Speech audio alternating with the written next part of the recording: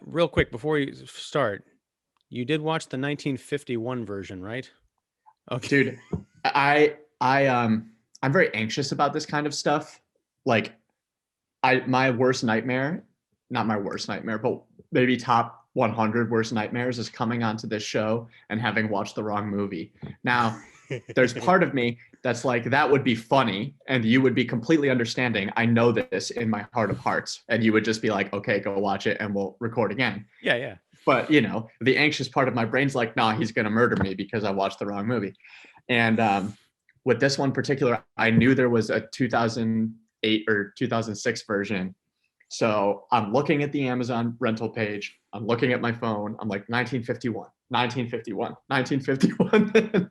And I believe I did watch the correct version. It is in black and white, and it stars a Jimmy Stewart wannabe. And it also takes place in Washington, D.C., much like Mr. Smith Goes to Washington.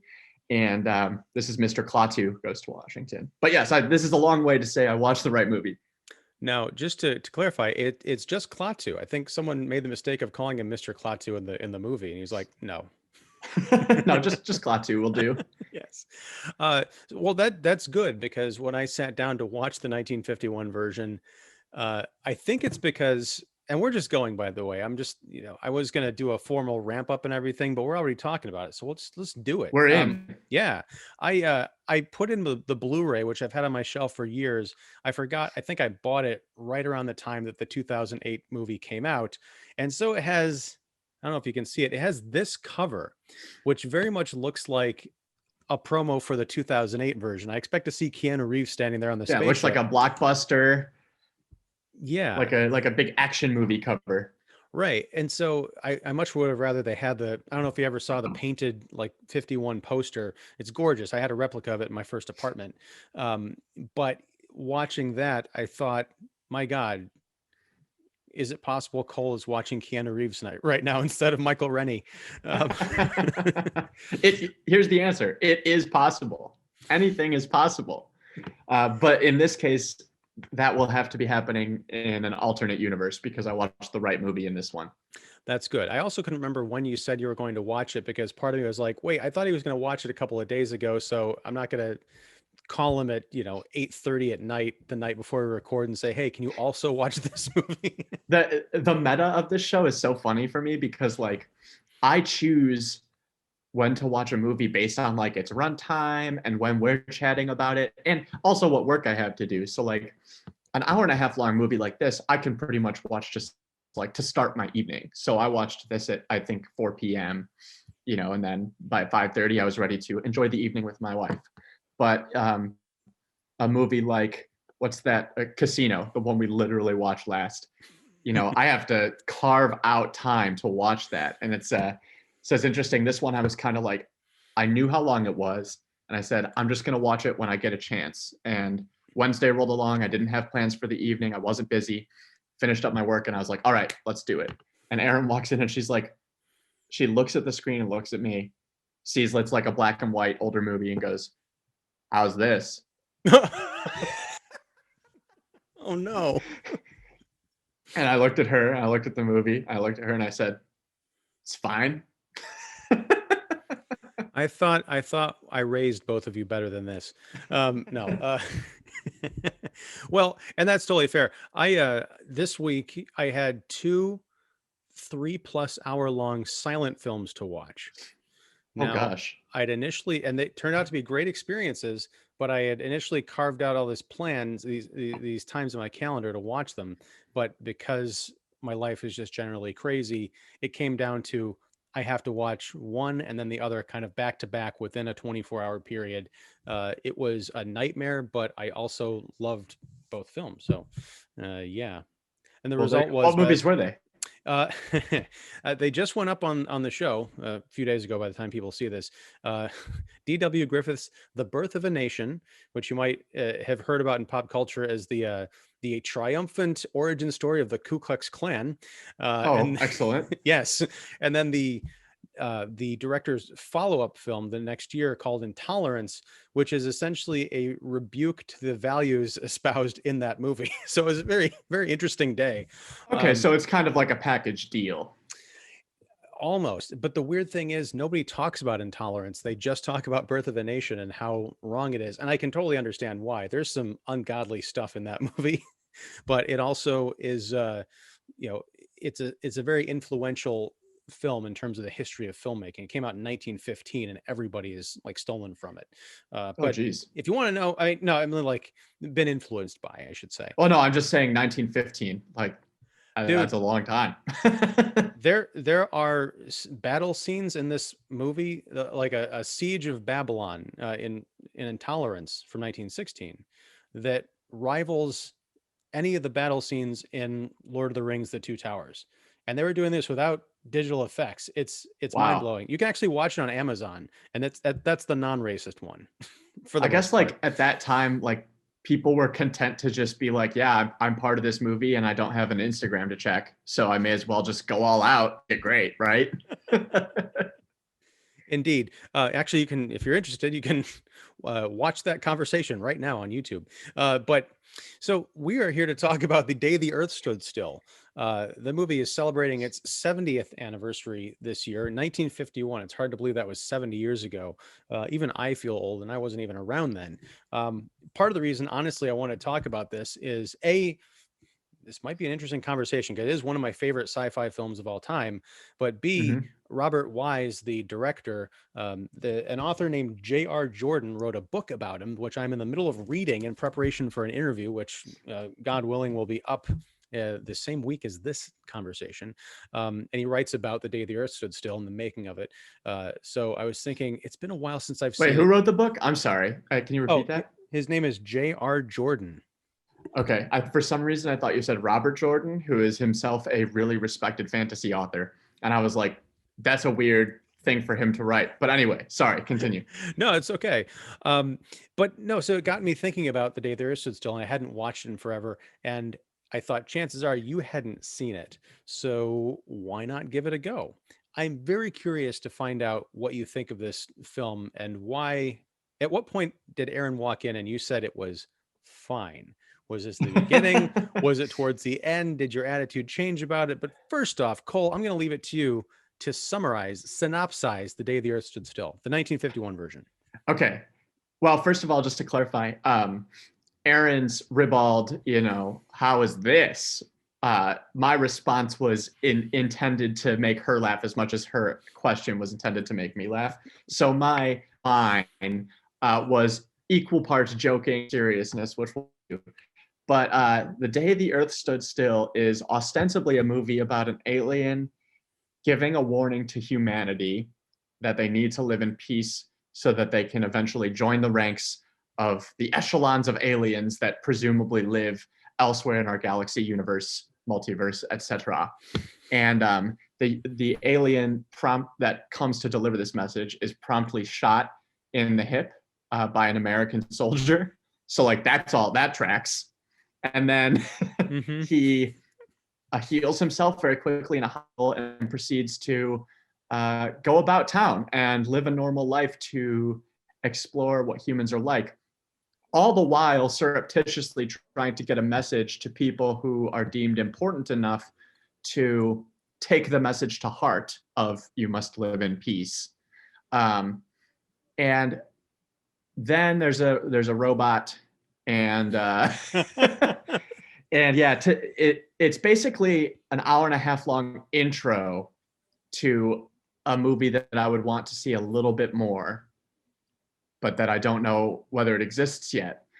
That said, the intro is pretty solid, all in all. I watched it through a lens of like, this is from 1950, Cole, like cool your jets and decide how you like it storytelling wise. And it's easy to look at some of the aspects of this film and be like, what the hell? Like the alien just looks like a dapper man, like Peter Lawford back here almost. Like he kind of even looks like that. And he's just ding-donging around. He rents a room. It's kind of playful in how flippant it is with alien culture. Like he arrives and is an alien. His robot disintegrates literal guns like that with a look, and then all of a sudden just a human, and he lives a human life and is not in awe of the culture, presumably because he's studied it so well and knows it, and can just fit in fine. And like there are a few little bits where people are like, "That's odd that you don't know this or that," and the alien just kind of explores around. And then the end of the movie, as part of this meandering, long and winding road of a plot summary, is the alien just saying, "You have to make your decision: live in peace or be destroyed." Mm-hmm. And it's the kind of ambiguous ending that pre-Space Odyssey Cole would have absolutely hated.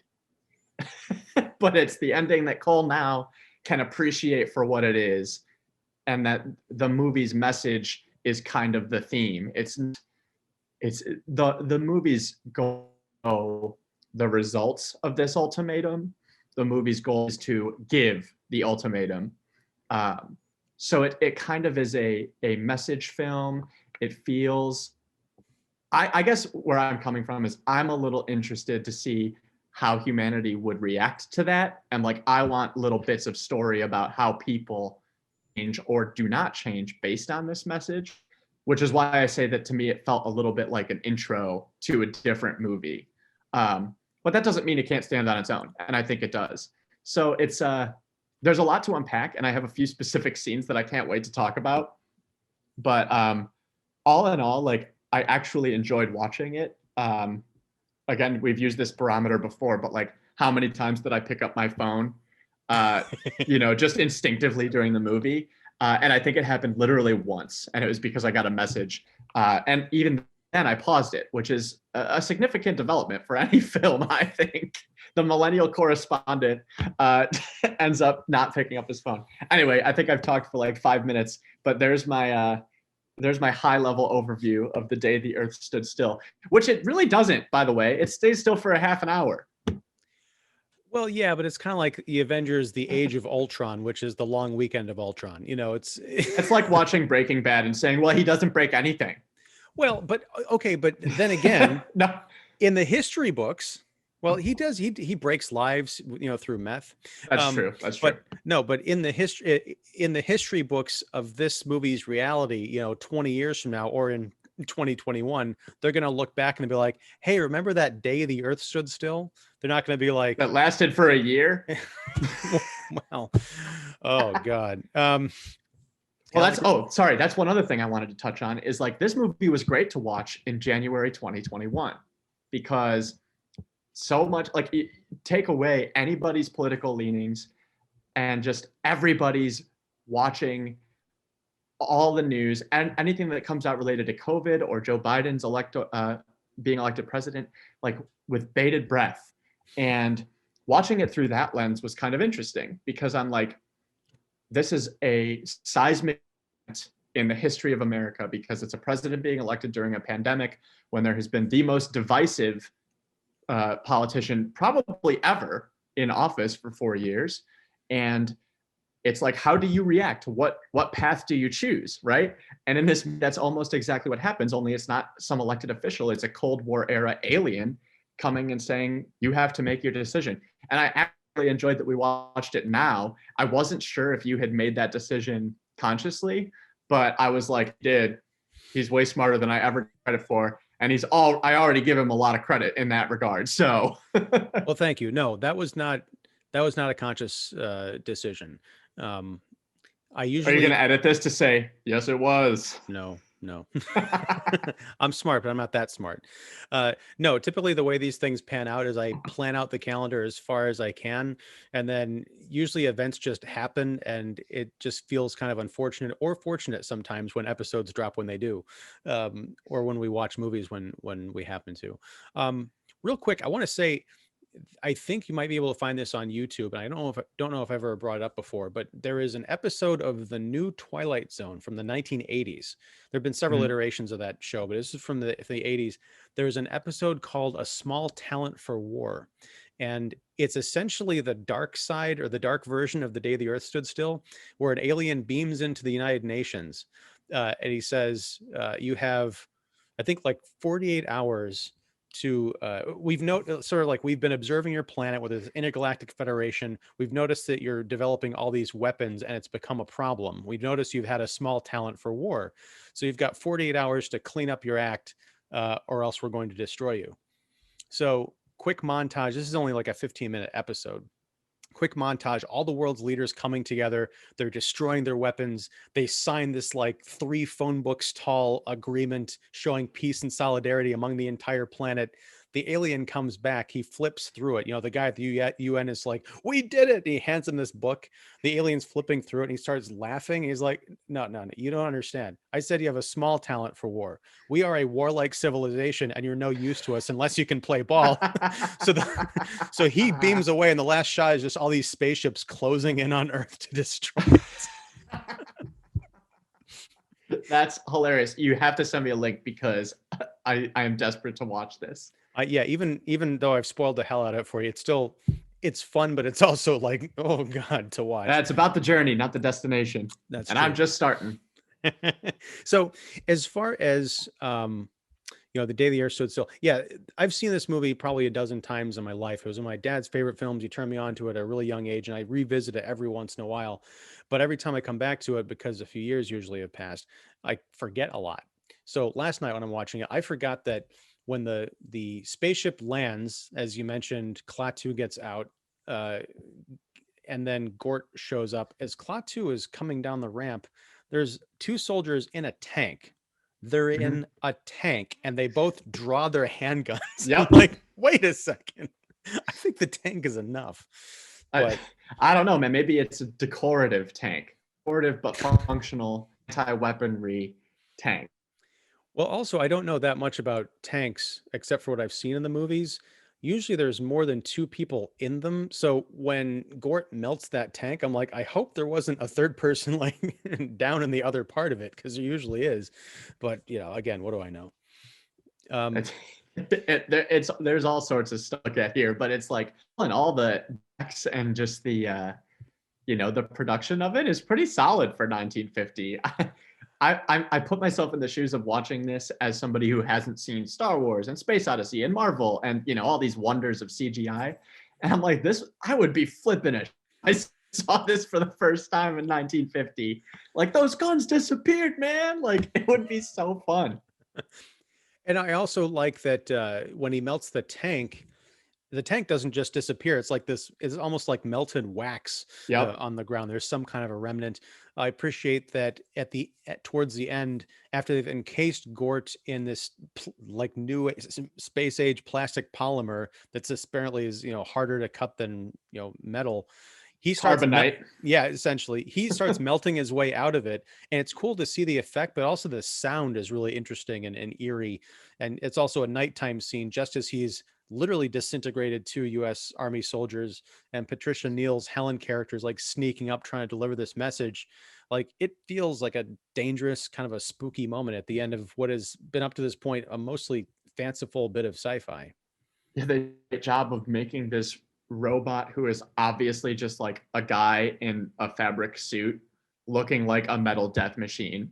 and like, to get from point A to point B in that scenario is not easy with the limitations that they had in the time. So I was like, I'm all in on Gort. I buy me a Gort movie. I'll get Gort merch. I am in. Yeah, I think Hallmark actually put out a Gort Christmas ornament years ago. Gort versus Hal. Let's go. Oh my God. I versus I. Yep. Makes the whole world blind. Ooh. No, the Gort costume it becomes more and more problematic to me the more I see it as an adult, especially in high definition, because I watched this on Blu-ray. And yeah, it's supposed to be, I think, like a sleek metal costume, but whenever he's standing still, it's perfection. But the moment he starts moving around, you see the bends, and you see, as you mentioned, the fabric. It almost looks like a foam kind of a thing.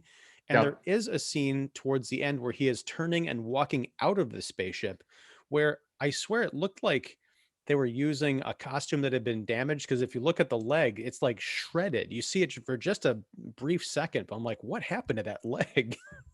They're like, nobody will notice. We're good. It's funny how like it's so easy to pick out the little things in this movie. Like, fairly early on, there's a scene where Klaatu is in the hospital, and then he escapes, which is not hard for him, obviously. But there's a soldier unlocks the door and walks in to look for him. But if you watch very closely, The second the door opens, it flips to a shot of like from inside the hospital room with an empty bed where Klaatu is supposed to be. The second the door opens, the soldier is already like, oh my God, where is he? The actor gives no time to have us think, oh, he's looking for Klaatu. He just goes, like the second the door is open, he thinks the guy's in there. And I'm like, it's those kind of little notes that just make me crack up. But it's weird. Like, it's such a charming little movie that there's not really, it doesn't take away from it. I laughed and then I was like, all right, I can suspend my disbelief again for the next 80 minutes or whatever. That's a great point. Like, what if Klaatu had just been standing behind the door, like, "Oh, I was just getting my coat or something," Right. or I was in the my bathroom. I don't know if they my had. alien coat that looks much like a human pea coat. Um, yeah, Michael Rennie's performance. I loved him as Klaatu because it is such an odd thing. This guy could have been like a James Bond, I think, but he Yep. also had that sort of everyman ability to blend in. What I was most taken aback by was particularly Helen's reaction to him. He's like a 9 foot tall guy apparently who shows up at the boarding house where she's living with her son, and I think within a day they're not only spending time together, but she's like, "Oh, I've got a date with my jerk boyfriend. We're going away for the night. Uh, would you mind?" I think Klaatu is like, "Oh, I'll watch him," and she's like, Yep. Okay." It's I loved that scene actually because this is a Cold War America that is just ravaged by fear and the potential of destruction, right? And like in the 50s, at least the way this movie came, you kind of just let your kid do whatever. Like, hey, your kid might leave the house at 8 a.m. on a weekend day and then come back at 8 p.m. and you don't know where he's been, what he's been doing. And it's so funny how willing these people are to trust somebody they've never met when the entire country is just on its knees for fear of an unseen opponent, right? So it's like, where's the disconnect here? And it actually feeds into the movie's message because Klaatu's live in peace. And it's like, if you look on a microcosm scale, this family is letting this alien just babysit their kid without knowing anything about him, as the country is, just crippled with fear of something that may or may not actually happen. It's like stranger danger on the scale is fine, but stranger danger on the macro scale is absolutely terrifying to them. And it's like, what's it going to take to bring those two worlds together? Well, that's a great point because when when Klaatu first lands, he's wearing this great bubble helmet, and even though there's a crowd of people around watching this landing and the approach, no one sees his face. It's not until the brass, I guess, and the hospital workers see him when he's being taken care of that they see him out of the helmet. So the public, their imagination's running wild. Little Bobby, I think, is like, oh, he's 9 foot tall. He's got tentacles coming out of his head. Uh, but just the fact that he, as an alien species, he looks like us. He's got the same organs and bone structure. He just happens to be abnormally tall, I guess. And it's unclear whether or not that is some kind of a projection, like they just figured out that that's what we look like, and so that would be more comfortable for us, or if that is just what they have to look like. They evolved the same way across 250 million light years.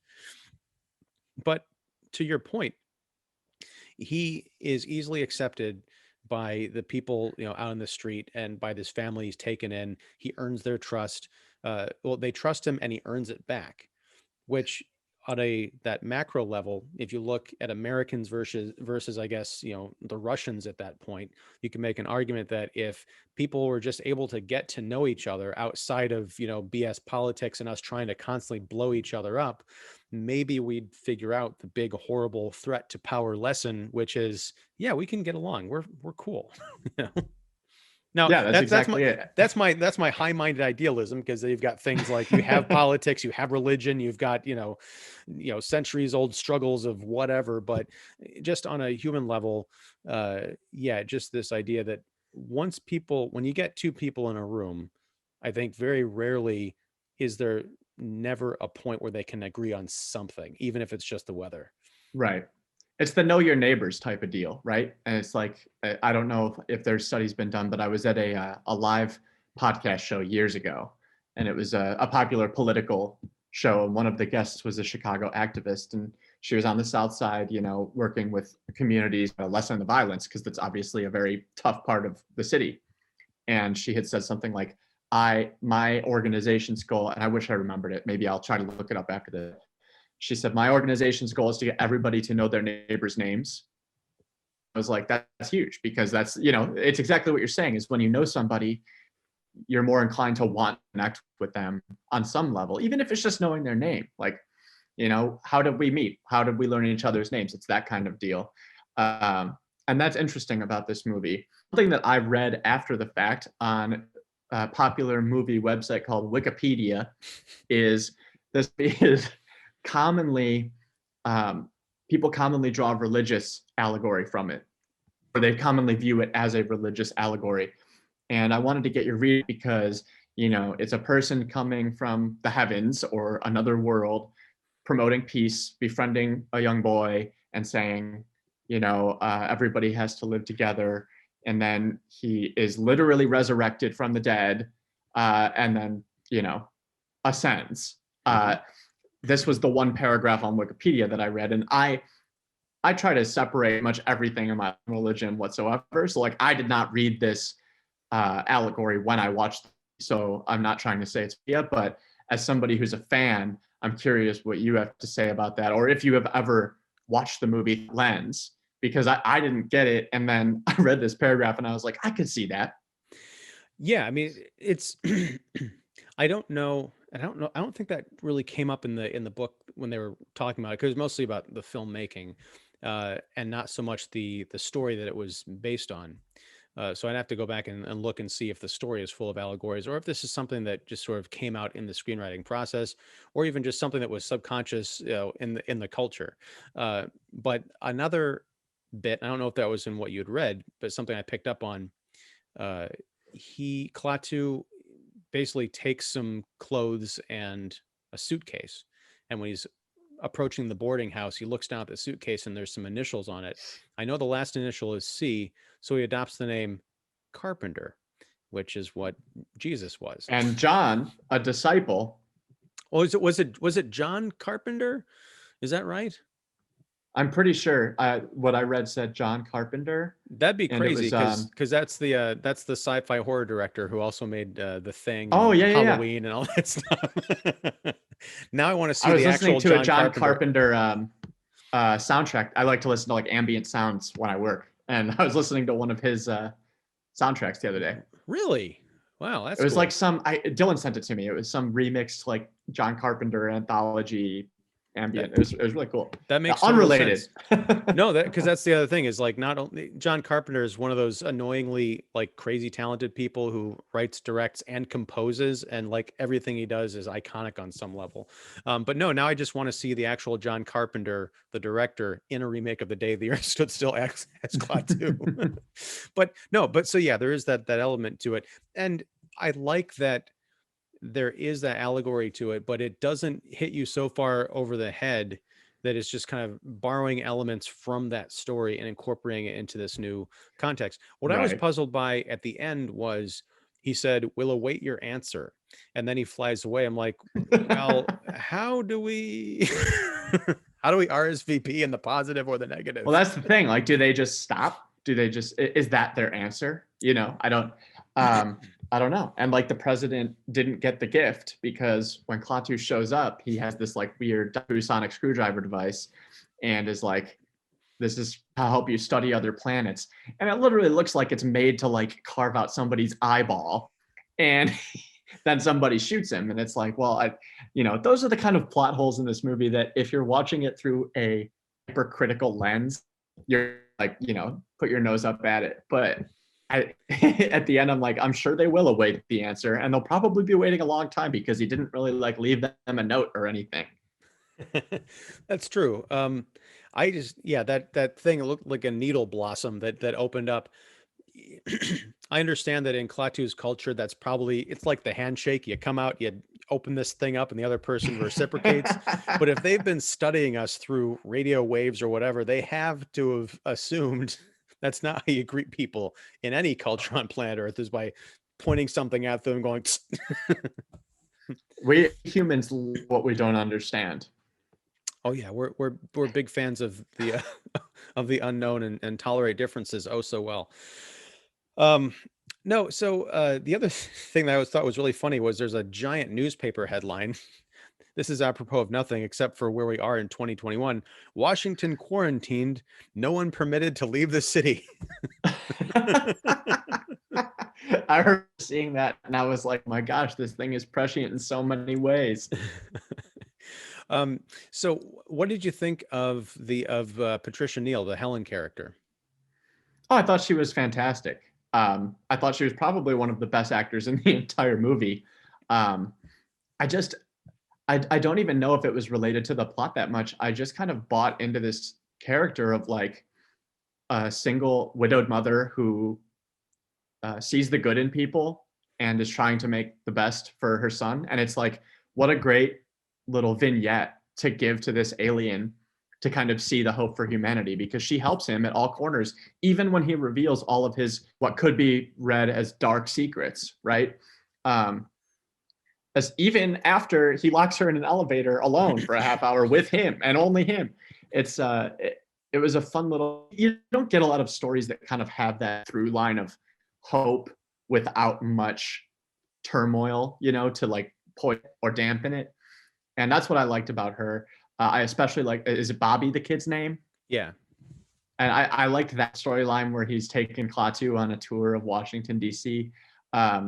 I think Helen was an interesting character, and I think Bobby was too. They're probably two of my highlights. And they're outside of the alien and Gort, they're the only two characters whose names I actually remember, which is probably something. I think her boyfriend's name is Tom. Yes. But I think everybody was named Tom in the 50s.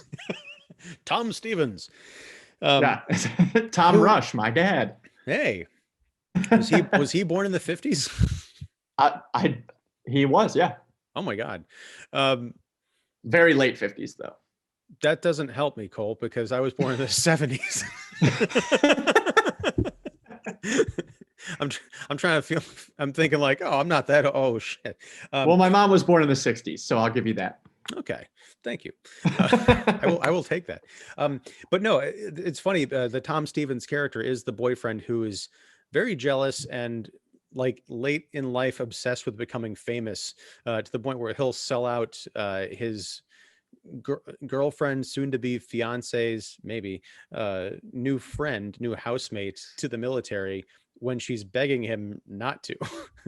And he's like, you'll feel differently when you see my picture in the paper. I'm like, that's I don't know about that. That's a weird thing to strive for. There's an interesting comparison to be drawn here to Close Encounters of the Third Kind, or as we call it at Kicking the Seat, Close Encounters of the Turd Kind. And at the end of that movie, what's his name ends up going on the ship with the aliens, right? Yeah. And I think when I saw that scene, I was like, this seals the deal. This movie is crap. And I'm like, there was no narrative earning of that moment. Nothing earned the impact that they wanted us clearly like to experience there. And a much worse filmmaker probably would have made Helen fall in love with the alien, when in fact she's just being nice to a dude that she thinks needs some help. And it's like, is that, I don't know. There's a lot to unpack there, I suppose. But for me, I guess the point is a lot of movies these days shoehorn romance into their narratives, when like, I get it, romance is a part of everyday life, and a lot of times you want that through line, but like, why force it if you don't need it? And this movie didn't. Like, the romance aspect was her and Tom, and kind of figuring out where they stand, especially since her husband passed away in the war and she has a kid, and you know, the Cold War is happening.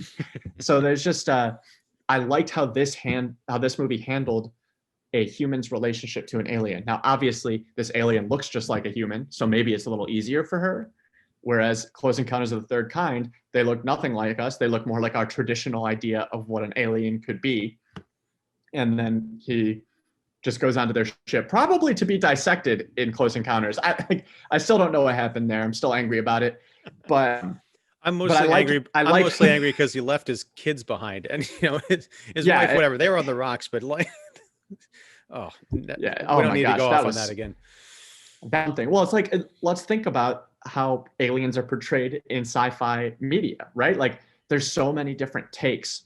And I think because of that, because of the volume, you have to do a lot of heavy lifting to like convince the viewer your vision could possibly be true.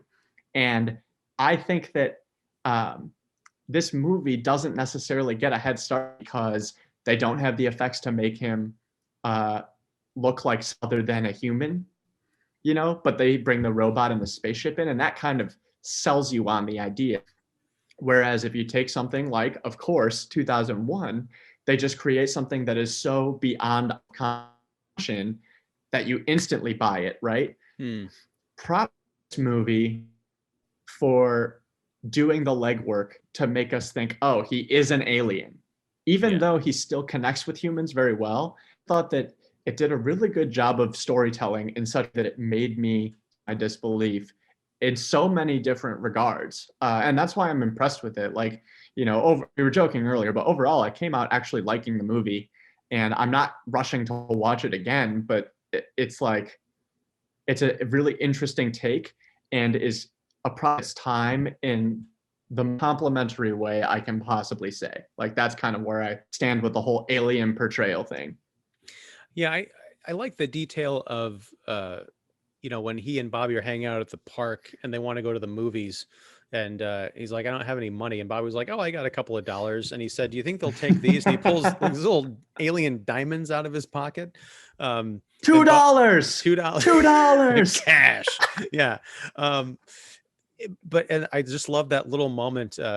Billy Gray was the name of the actor who played Bobby.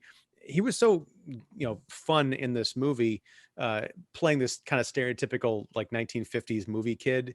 But in that moment where he convinces Klaatu to give him the diamonds in exchange for $2, he's like, yeah, sure, as long as we don't have to tell mom about this or anything. He's like a little lobster in the making. Yeah, it was just so charming. I love the relationship.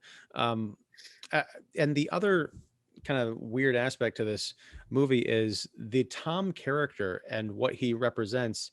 I feel like you could have taken him out of the movie and still had kind of the same result. It probably would have been a shorter runtime, but it felt like they shoehorned in that turning him into a bad guy thing, that jealous type, and then the glory hound at the absolute 0 hour.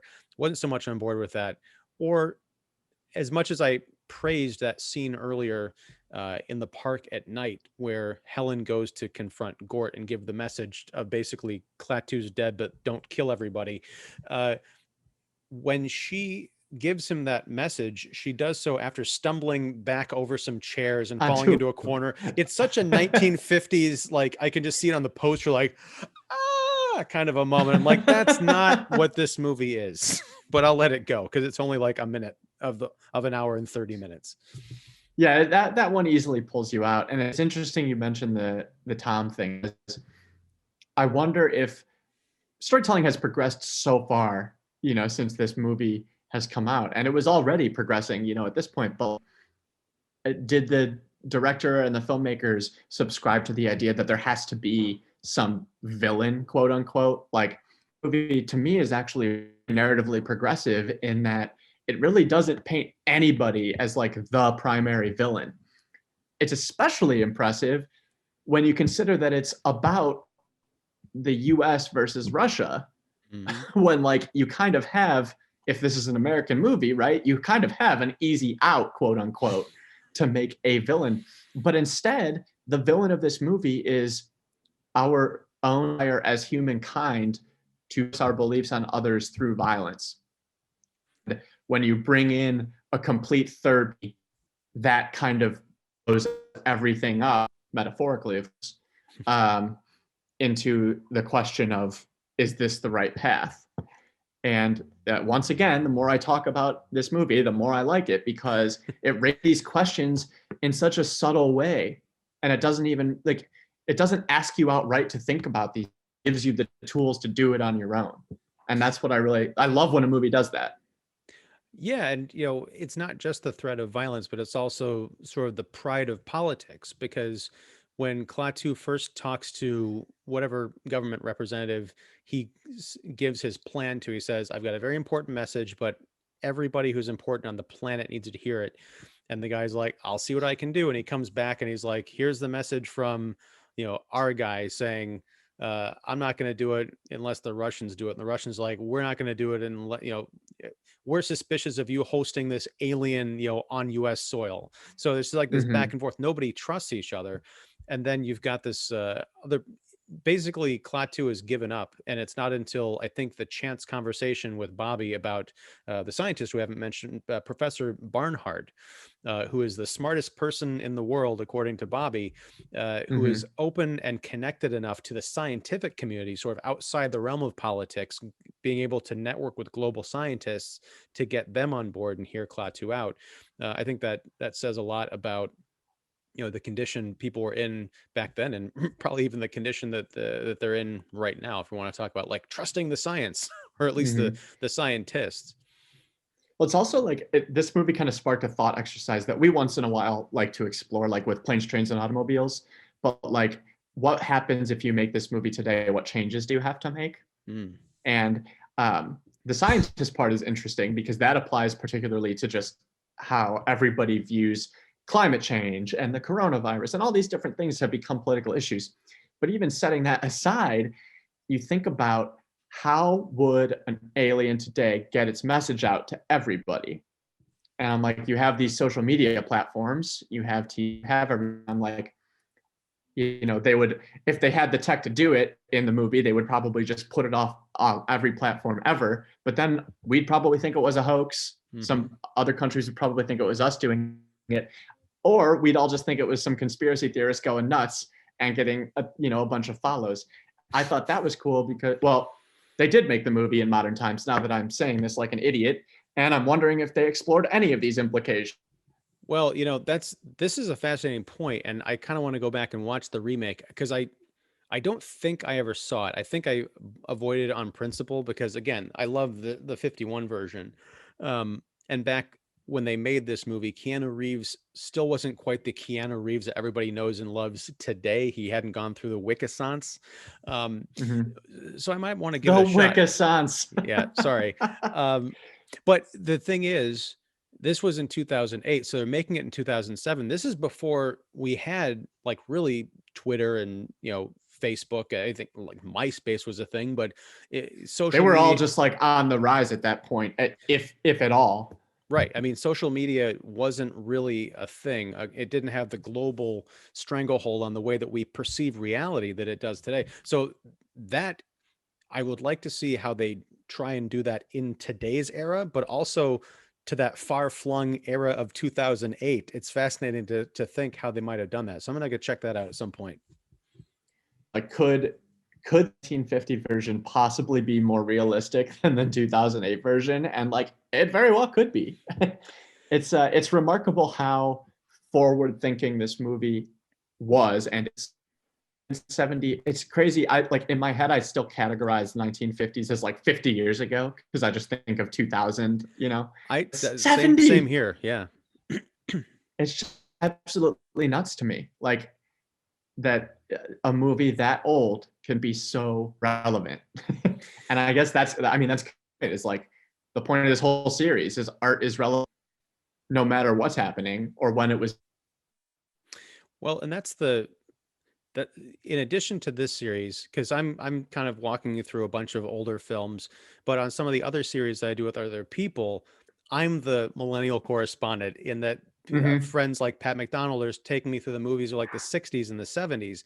And as part of the real politics stuff, we did a bunch of shows where it was sort of mortifying to realize that movies that came out in the 60s and 70s presaged events of 2016 2020 almost precisely, not in terms Mm-hmm. of like literally this person became president or whatever, but just the political machinery at work. So you're like, does anything ever really change except maybe the fashion and the technology by which these grand like Mm-hmm. cosmic machinations are going on? That's highfalutin, grand conspiracy stuff, I guess, but it is also kind of fascinating and oddly comforting in that, we could be sitting here right now thinking these are unprecedented times. We're never going to get through this. Whereas 50 years from now, people could be looking back on 2020 being like, in 2021 being like, oh my God, these are unprecedented times. We're never going to get through this. I pine for the quaint days of 2020. Right. Which is And just maybe to say that we the got through it and, progressed to some degree. And we're not going to be, yeah, I think Albert Einstein's quote was something like, I don't know how the Third World War will be fought, or I don't know with what weapons the Third World War will be fought, but the Fourth World War will be fought with sticks and stones. Yeah. That's so true.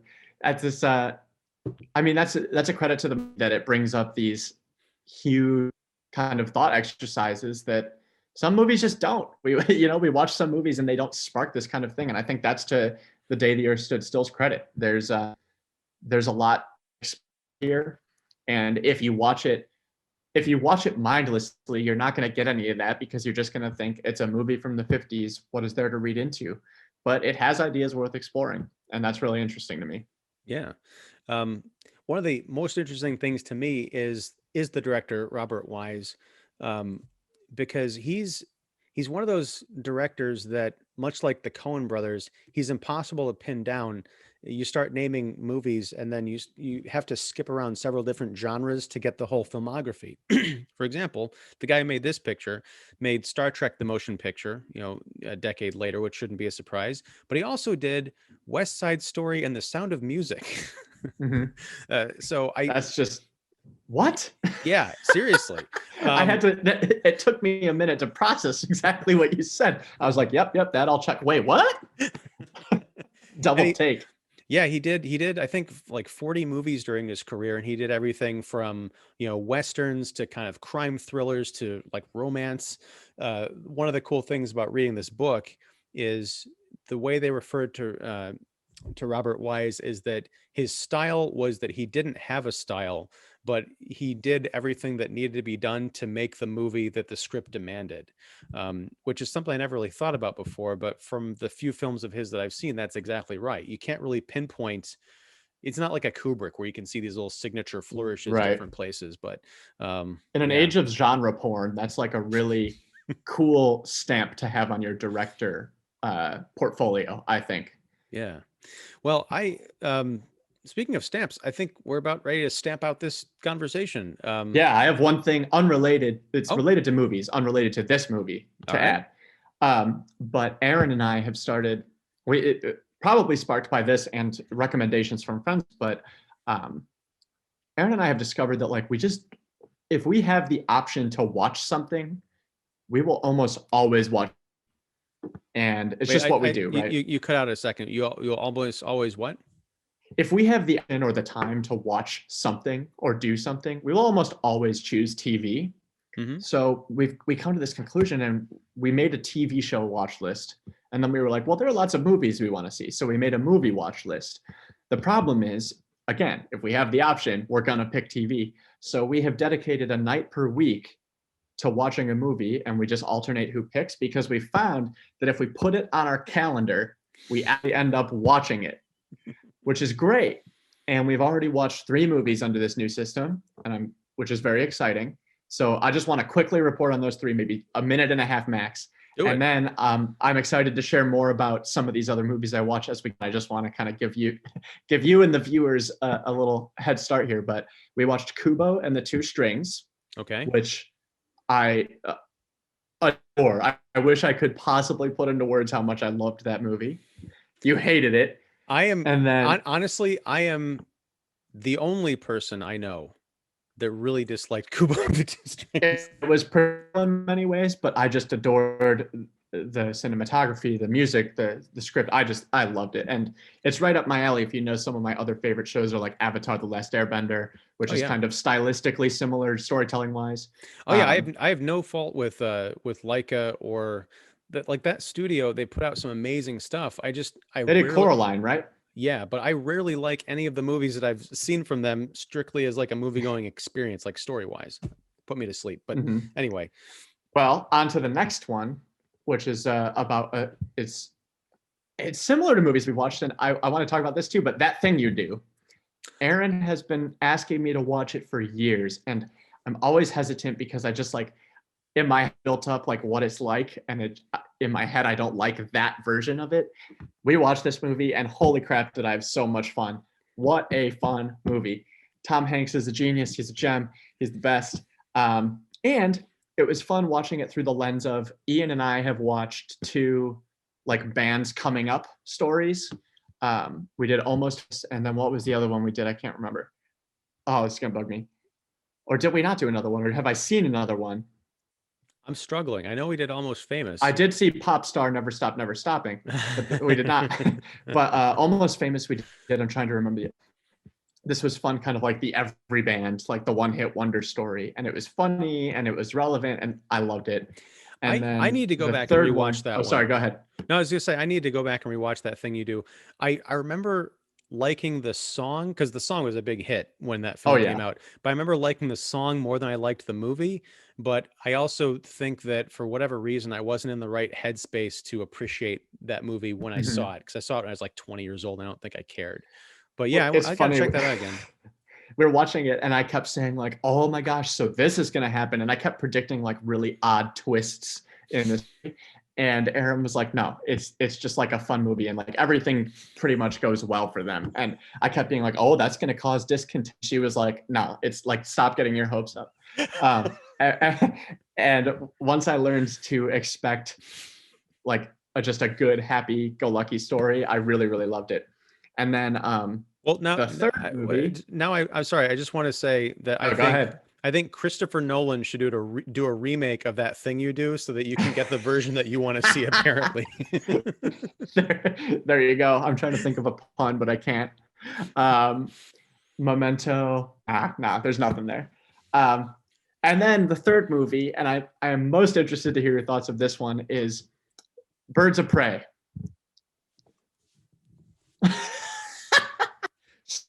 Here's where I stand on Birds of Prey. I think it is by far the best DC first movie. And I don't think there's any movie that comes close. I think it goes Birds of Prey, Wonder Woman down here, Suicide Squad way down here, and then everything else can go in the trash. I can tell from the look on your face that you agree. um, you know, next to Ron Paul, this might be the second most famous online YouTube stroke in history that you've just given me. Jesus Christ. Anyway, that I'm glad that you love that movie. That's what I'll say. Well, here's one last thing is I have been watching Harley Quinn, the DC universe. It's on HBO now. The I've heard great animated things about TV that. show. Yeah. Phenomenal, absolutely phenomenal, amazing show. And that's kind of what sparked me to watch Birds of Prey, because I just love Harley. I like her kind of renaissance as a character over the past years. But anyway, those are the three movies I watched. We had one on the books last night, but then we ended up having different plans that happen. Next up on the docket is Howl's Moving Castle, which I have seen, Erin, but I'm excited to talk about even briefly at the end of our next episode.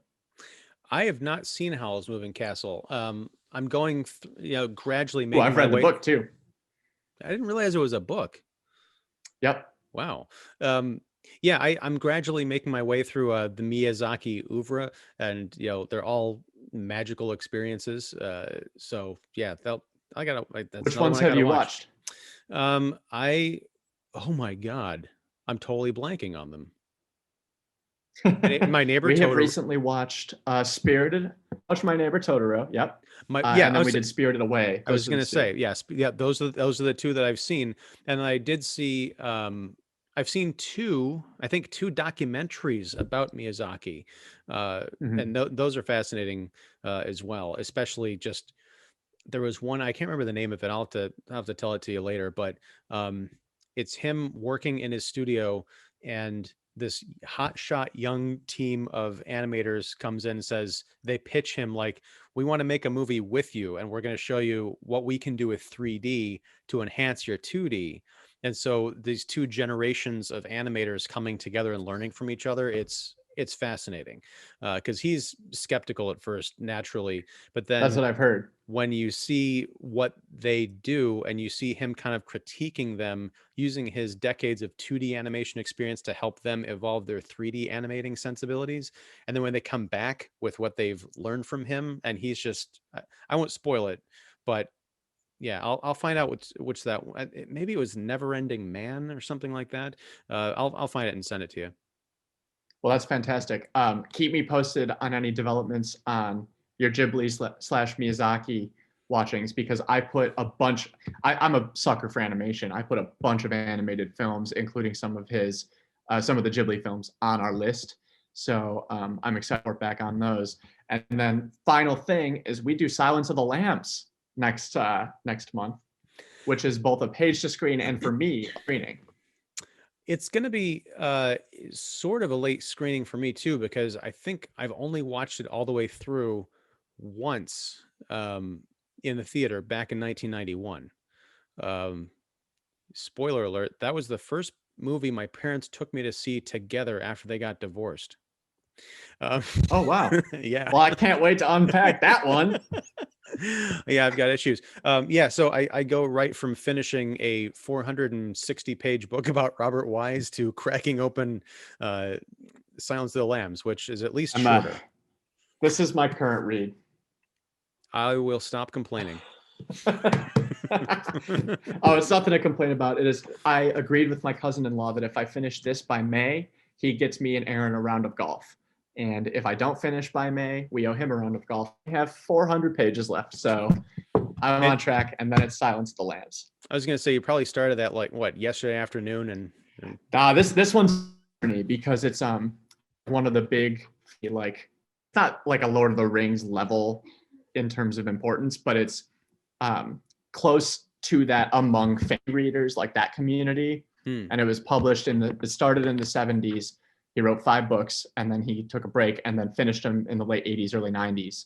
Wow. And so the first 5 are very like old-timey, dense prose, and the second 5 are a little more modern and a little easier to read. But it is a lot. It's 1,258 pages. So it's been an adventure to move on from this one then into Silence of the Lambs. Anyway, I said this was going to be like a minute and a half, and here we go, an extra 10 minutes.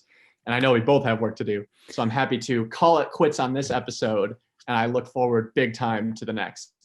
Same here, sir. Thank you again for talking The Day the Earth Stood Still.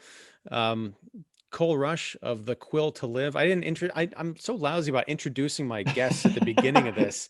They know me. Yeah, that's true. Well, first time listeners or viewers, I guess. That's true. But yeah, so thanks again. We'll talk very soon about the Silence of the Lambs, and God knows what else, because that's next month. So you'll have probably like 4 or 5 other movie night recommendations. So, and hopefully, and John Wick is on the list. So we'll see when I get to it. Is that a late screening for you?